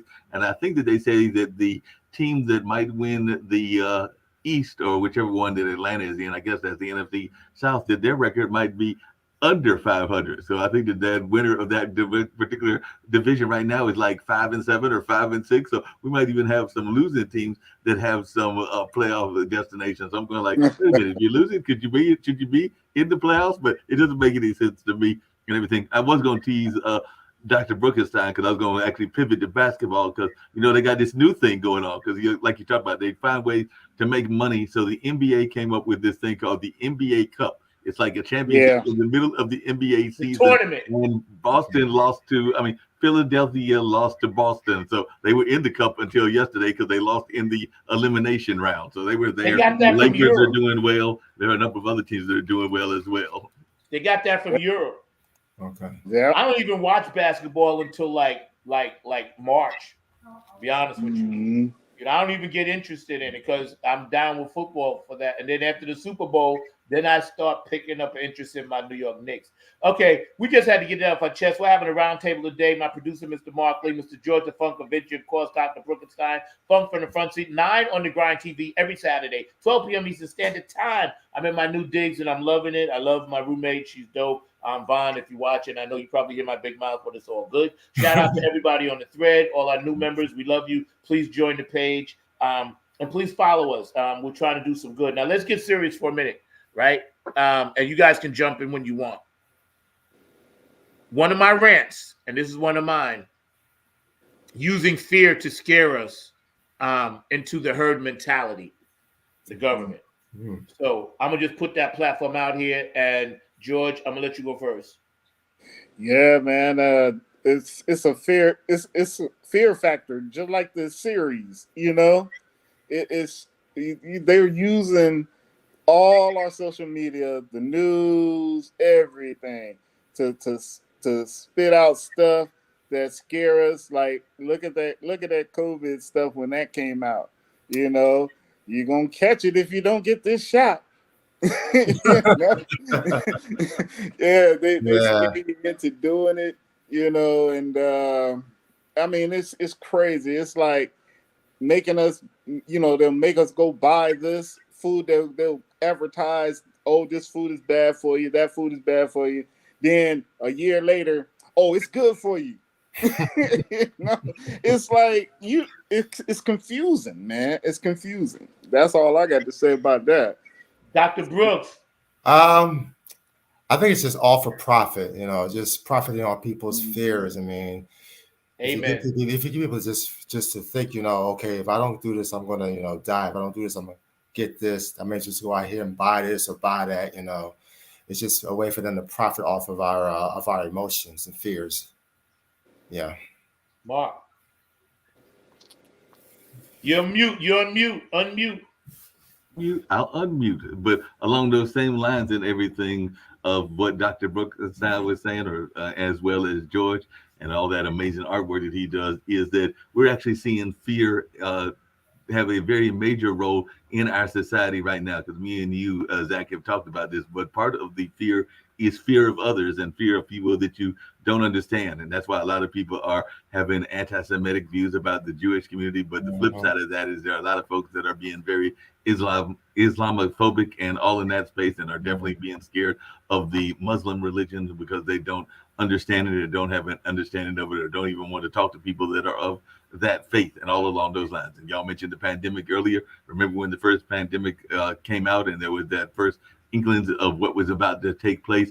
We were hearing that it was coming from China and a number of Asian people that weren't even from China. They were just of Asian descent. They might have been Korea, they might have been from Thailand or a number of other countries. They were abused, picked on, and in some cases even killed because people were saying that they were the ones that created this disease, even if it came out of a lab of China, and I'm not saying that it did, but even if it did, that is one part of China. China is not a monolithic area, as it is not Asia. Asia is made up of a lot of different nations, and the same can be said of Africa. And even us four gentlemen here, while we may have a lot of things that we agree on, we probably have some different views as well. But if you hear the media talk, they would make us all sound like every African American male is the same, and all in that space. And we know that we have different views, different faith walks, different spiritual walks, and all in that space. Because I actually saw, and I'll just end on this note, I had the privilege yesterday of hearing a talk about a Buddhist monk who is also a member of the queer community. So he was actually speaking here and all along those lines. So big shout out to Lama Rod Owens, who is part of that community, but he's talking about faith and the importance of faith and the faith walk and all in that space, but also us being a unified people and walking that peace walk, which is really what Buddhism is about, and all in that space. So like I said, he was a very powerful speaker, both him and the young lady that was talking as well. And she's part of the creative community here as an author and all in that space. But it was definitely a great conversation. But yeah, it's a lot of that division that you were talking about, Dr. Brookenstein and George. And I know me and Zach have talked about it before. What's that old saying? Divided I conquer, united you stand. I think it's a line in one of your songs, Zach, and all in that space. So definitely, you know, we got to stand united and not do the whole division okey doke. You know, there's so many ways, and thank you for that, Mark and George and Dr. Rubenstein. There's so many ways that we can, as individuals, like this show, spreading peace, love, and harmony, and spirituality, and whatever you believe in. We're not a show of any one thing. We're just a show, and we just have people on, and we sit and vibe and talk and chat and do music and stuff. So we appreciate anybody that has any input, because we're never going to let that go without saying. Go ahead, Brooks. I was going to say, as far as Mark's comment about the Islamophobia, remember back on 9/11, when 9/11 happened, after there was so much Islamophobia. People couldn't stand people that were Muslims. Yeah, I remember. I was thinking about that. How people were just treated. And you're right, because I lived it in New York City, having Yeah. been there, and I was there when all that went down. It was Yeah. ridiculous because there were people that were Hasidic, there were people that of the Jewish faith that looked Muslim, all kinds of people were being attacked, Puerto Ricans, Mexicans, just because they had the same skin tone as somebody Right. that appeared. And then there were black Muslims that were like, "Listen, we ain't got nothing to do with it." So again, the words we use, and be careful. Words of spelling. Always remember that. That's why they call it They spelling. think that all Muslims were or rape or terrorists. Yeah. Yeah, exactly. And it's Yeah. ridiculous, and that's not the case at all. It's not the case at all, and we're even seeing that now and everything. Because I mean, I can't tell you how many people I hear that talk about Hamas and Hamas. There's no doubt that they are a terrorist organization, and they did an atrocious thing on October 7th. But you got a lot of people out in society that will swear up and down that everybody that is Palestinian is Hamas. That's like saying that everybody that is white is MAGA, and we know that that's not the case either. So that's kind of watch those kind of siloing people and sticking them in category just because they are part of the same group as people that did a horrible thing and all along those lines. Because definitely that's something you got to be cautious about, because that is a group that was a minority group and definitely did an atrocious act on that particular day and everything. But I'm also not letting go of some of the horrors that some of the Zionists and Israel folks have done as well. So we have to be careful and understand that they're not a monolith, but they are also not blameless either, because they also have to. But let me ask y'all this. Let me ask y'all this. Do you think our level of concern has superseded our need to help our own country?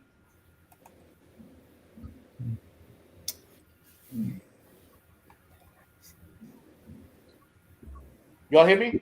Yeah, I heard you, and I'll go in, and I don't know if George. Because here's my thing. I think it's cool to be concerned and do what we can, but we got people here under the bridge. You know what I'm saying? No, and definitely. And George, you want to jump in, but I would say that part of what is going on is that, yeah, we can be concerned about the global community, and we should be concerned about the global community, especially when the world is so much smaller. I mean, that George can deliver his artwork to France if he wants to, and all along those lines. But at the same time, while we can be concerned about the French people, like you just said, Zach, me and you are living in the Triangle. You're in Raleigh now, and I'm in Durham and all in that space. But whether either of these cities, we can go out there and run into people that are literally living on the bridge, or that are literally having a hard time finding something to eat, or literally having some other issues. So when we see all those trillions of dollars going to those foreign countries, I get it from a standpoint of our allies and the military stuff, but we got people that are struggling right here that need some help, and all in that space. So yeah, I think that we are probably wasting too much money in terms of helping our brothers and sisters from overseas when we've got issues we need to address here in this area. Yeah, exactly. I mean, when I first heard about our president giving out money to help fight wars and stuff over there, and trillions of dollars, and I'm sitting there going, well, wait a minute, that money can put everybody over here in a house, okay, and feed them for years. I mean, we over here pressing our own money. This nation, our country should not be broke at all. Like, nobody in here should be living under a bridge. When I went to Europe, I didn't see hardly anybody living under a bridge, okay? Because they take care of their people. We're the only country really that don't cater to our own, you see, and help our own have a roof over their head. Everybody should have a roof over their head. I don't care what issues they have, okay? And they should feed our people like that. We should have our people fed like that. Nobody should go hungry over here, okay? All that money that we've been giving away, I mean, that part got me mad. I that's a pet peeve of mine. We shouldn't. I mean, actually, our military shouldn't even be out in them other countries. Okay, we should be here guarding our own. Okay, like, I couldn't understand why we're out there in Korea, we're out there in Germany. Why? You know, Yeah, man. bring everybody back to our borders. We wouldn't have a border crisis. Mhm. Yep, that's right. That's Yeah. right. That's right. Yeah. We wouldn't have it because we'll have our own military guarding every inch. Okay? Who needs a wall when you got a full military? Agreed. Yeah. Go ahead, Brooks, jump in there. Yeah. I was just thinking about. I agree with what George said. Also, we need to take care of this issue with the mental illness in our country. For example, I was downtown riding the subway. I must have bumped against somebody, and I said, excuse me to him. And this person comes into the next subway car, and he's like, coming into my face, like, don't do that again. Don't do that again. I'm like, what are you talking about? It's like, don't do that again. And he walks away. He's like pissed off.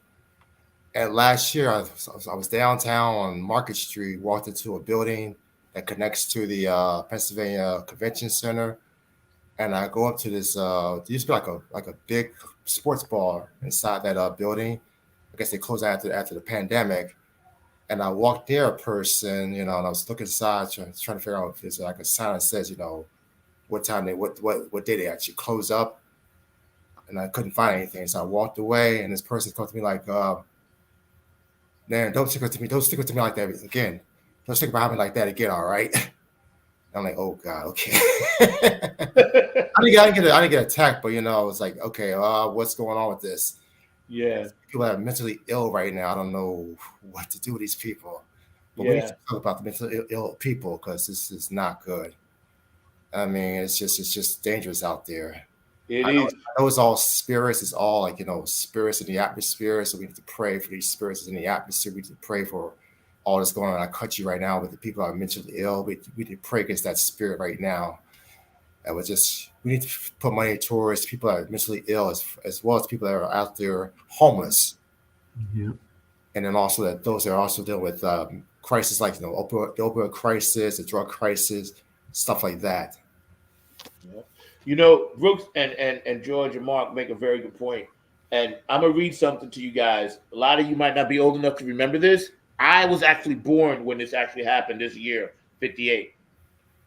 One of the best, greatest, most, I would say, leaders this country ever had was Dwight D. Eisenhower. Mm-hmm. Nobody can disagree with that. He said, his farewell address, in the councils of government, we must guard against the acquisition of unwarranted influence, corporate America, whether sought or unsought, by the military-industrial complex, getting in bed with corporate America. The potential for the disastrous rise of misplaced power exists and will persist. Now, those words should echo.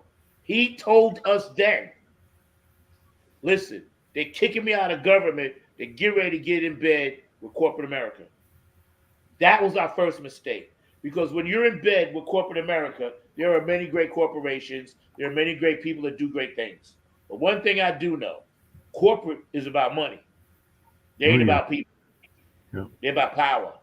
Well, Zach, there's a recent government initiative that was put out there, and a lot of people say it is the worst thing that was ever put out there in terms of history because it actually treats corporations as people. But if you look up a thing called Citizens United and all in that space, there's this whole conversation around whether corporations should have the same rights as people and everything. And while they are made up of people, I don't think that they need to have those same kinds of rights. And that's part of what Citizens United was all about. And a lot of people say it is the worst decision that was ever made because it actually gives people that kind of feeling of being an entity, a personal entity versus the corporation, which is what it actually is. And Zach, in those same lines of what you just said about historical facts and everything, some of these historical facts are, even though they were at a time that either you were born or that the one I'm going to mention, I was very young. I think I was 3 or 4 and everything. Their message still resonates. And that's what scares me is that we're in the year 2023 in less than a month, because today is December 2nd. We will be in 2024. And some of the words that Malcolm X said, some of the words that Martin Luther King said, some of the words that a number of other other great leaders said are still, I'd even put the Black Panthers in that conversation, are still resonating true today because we didn't heed the message that they were giving us and we didn't listen to the message that they were giving us. As a matter of fact, we're talking about earlier Palestine and the Gaza situation. Believe it or not, if you go back and look in history, Malcolm X actually visited Gaza, I believe it was in 1965, and warned about this kind of activity because he was already seeing the settlements that were taking place at that time. So we're talking about just a little bit less than 50 years ago that this took place, and he was recognizing, well, less than 60 years ago, I should say, that he was recognizing that this was happening, and all in that space. So that to me is scary in a lot of ways. And things of that nature. Yeah. Mhm. If you look, most I had to every say that. president we've had in our lifetime, all of them dealt with a war. Mhm. Okay, all of them. There's not one president that hadn't had ties into a war. Okay, now we sitting back looking and waiting on the one that's going to actually start a World War III. You see, and I believe it's going to be our president that do it. Hey, George, are you sure we're not in the middle of a World War III? I want y'all to think about what I'm going to lay down to y'all. There was a war started almost 2 years ago called Russia invading Ukraine. Then recently, after October 7th, we had the Israel-Hamas war. And Zach, you may not know this, so I'm just going to break it down to our listeners and everything. But on tomorrow, that would be Sunday, there's going to be a vote in Venezuela because Venezuela wants to raid Guyana, which is an oil-rich country. So that would be not 2, but 3 wars. And I'm sure that I've left some out, including some of the African nations as well. But that's 3 major wars that could literally be in our backyard effective tomorrow because he's going to put it to his people to vote on whether they should invade Guyana on tomorrow afternoon. So they'll be voting on that tomorrow afternoon. It's a secret war, a secret World War III. That's what it is. And pretty soon it's going to be all blown out. It's going to just be in the opening. You see, right now it's under the table, but it's coming out. Yeah. I like what Miss Panther said. Michael Jackson, they don't give a damn about us. You're absolutely right. That's right. Absolutely right. You know what? We got 10 minutes left, and we're hanging out with 4 beautiful spirits right now on Funk from the Front Seat, and everybody's on the chat line. We appreciate you guys, man. Stay active, and we want to make this show inclusive for everyone of all races, creeds, colors, genders. It don't really matter. We come on and kick it straight. Dr. Brooker Stein, Jordan Funka Vinci, Mark Lee, and myself. We're here today just to kind of spit some stuff out you and rant a little bit. I'm going to give you guys the last word, but my final thought for today is that as we go to 2024, and like George just said, these wars, and that Mark just said that we're getting ready to get into, don't take it out on each other. Remember, there are things we have control over, and there are things that we don't. And remember, at the top of the show, I said, learn to separate your anxiety from your anger. Anger is something that Saga Root teaches us. We all deal with it in different ways. Learn to separate it. Don't put the 2 together, because that's when your days run together. You lose track of time. That's when, like, everything in front of you seems like you're stuck in mud. So I'm just going to tell you, know that you are loved, know that you are very important, and know that you have a family here at Funk from the Front Seat, and we're part of one race, the human race. That's my last word, and I'm going to give it to y'all for your last words. David, I'm going to let you go first. Okay. I just want to say to everyone, have a great holiday season. Remember, take care of yourself, take care of those that's around you, and just continue to love yourself, continue to just live a blessed life, and could just continue to pray for all that's going on, all the wars that's going on, all the crime that's going on, everything that's going on around this world. Continue to pour everything up in prayer. And that's all I got to say. That works for me. Namaste. George, what you got for me? Well, hey, I like Dr. Brookenstein said, I hope everybody have a beautiful holiday. And this world needs a Band-Aid, okay? It needs a Band-Aid big time.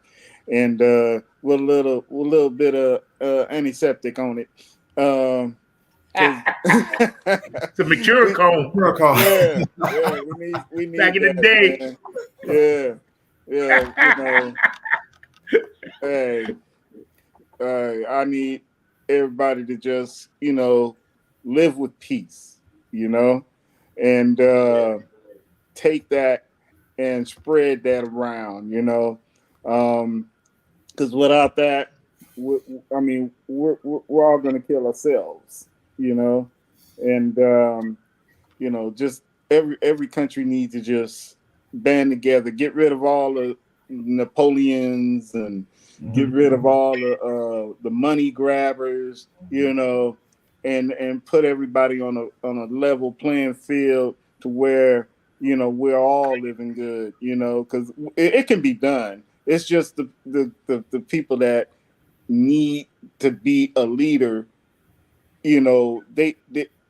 We don't really need leadership like that. We just all get along and be at peace with one another, and everybody can live properly, and without having to go with it, money. Just lay money out. Just take it out and just, let everybody have peace, and live right.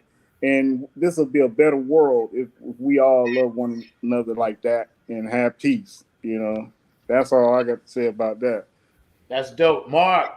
Speaking of learning and education, it's never too late to learn and be educated. We're talking about education, and definitely, as I've said before, I've got teachers in my life, and teachers need to be supported. They need to get the money that they deserve, and all along those lines. But even our own personal journeys, we can continue to be educated ourselves as well. Because one of the things that we can do is we can continue to learn a new skill. I mean, I have this friend of mine who is a master musician. He has been a master musician ever since he was in New York City and all along those lines. And I helped train him into this whole lovely space of live streaming and all in that way. So Zach Robertson has now got a new skill that he can add to his repertoire as well. And in that same space, part of the reason that I wasn't in as early as I would have liked is because we were having a number of things going on here at Hayti, and I actually had to freshen up one of my skills because I've done it before, but it's been a minute since I've done it. So I actually had to hang some paintings. So I'm actually staring at the paintings that I helped hang and all along those lines because there was no artwork up here in the area. And there's some artwork that is here in the building that is in our stash that we can put up when the walls are empty, because the boss lady was here and she was like, wait a minute, we can't have a jazz show on tomorrow and not have some art on the walls and all in that space. So that's part of the reason of my being late. Let me ask you a question for those that live in North Carolina. What is Hayti? Hayti Heritage Center is a cultural arts keep center. It short. We out. Yeah, Hayti Heritage Center is a cultural arts center that covers all kinds of cultural activities. So it is a meeting space, it is an art gallery, it is a performance space, and it is a number of other things that are done here. As a matter of fact, the North Carolina Jazz Ensemble, which is our resident jazz band, will be performing on tomorrow. It sometimes supports our businesses as well. And just really quickly, if it's okay with you, I know that we sometimes like to support our business community. I was going to say, awesome job.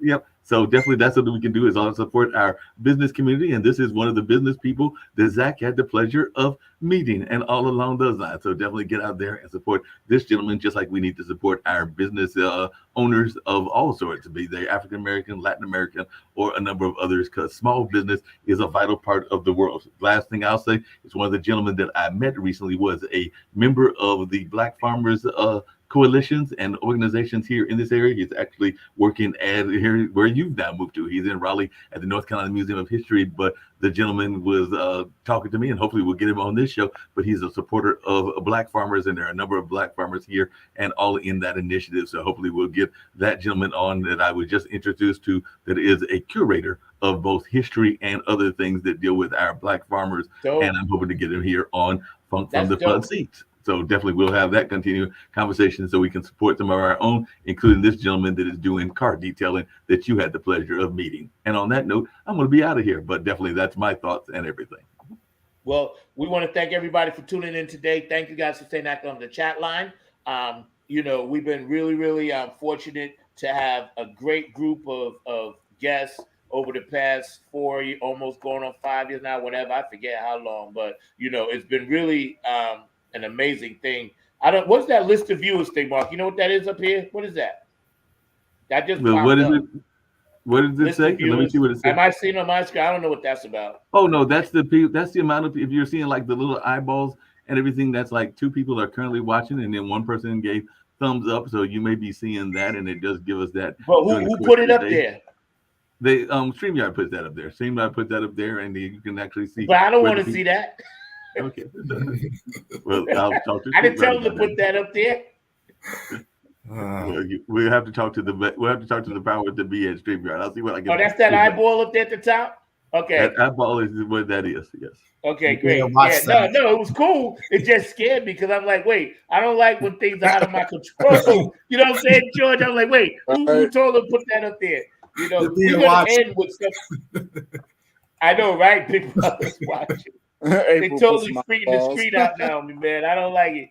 The matter of fact, StreamYard, they made some really nice advancements. So thank you, StreamYard, for it. The problem was we didn't get any tutorials on it. So that flipped me out a little bit. But I was going to end with something that I want you guys to check out, man. It's one of my favorite things to see. Thank you guys for hanging out. Funk from the front seat. I'll see y'all next Saturday. You know, it's however you feel, but you just have to fit it between that space, that little space that you got, which is 1. You know, 1. And then you would try to fit your different notes, but you felt in between it, like, you know, and that's the funk, you know, and you can change that, you know, and that's the funk, and you can change that.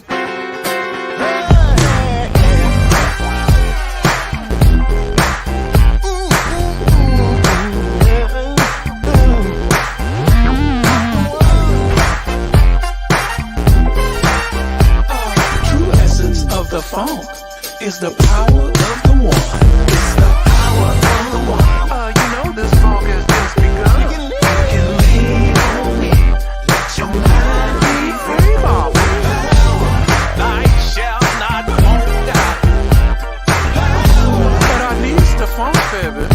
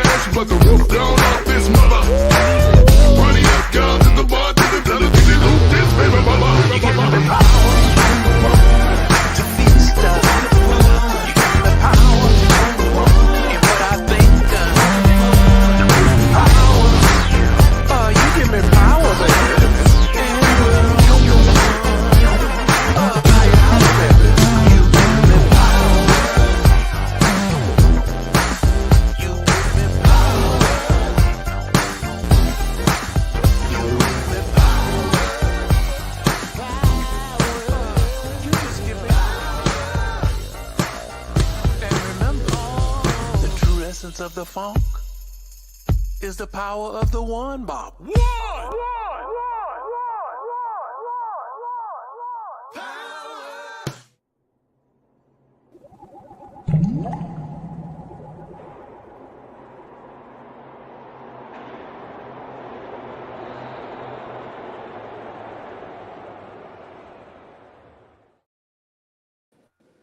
The power of the one, George, Mark, love y'all, man. I'll catch y'all on the flip side. To my audience, thank you guys for tuning in. It's been nothing but another great show. Funk from the Front Seat every Saturday, 9 a.m. on Pacific time and 12 p.m. Eastern Standard Time. I get out of here. See you later. Peace. Peace.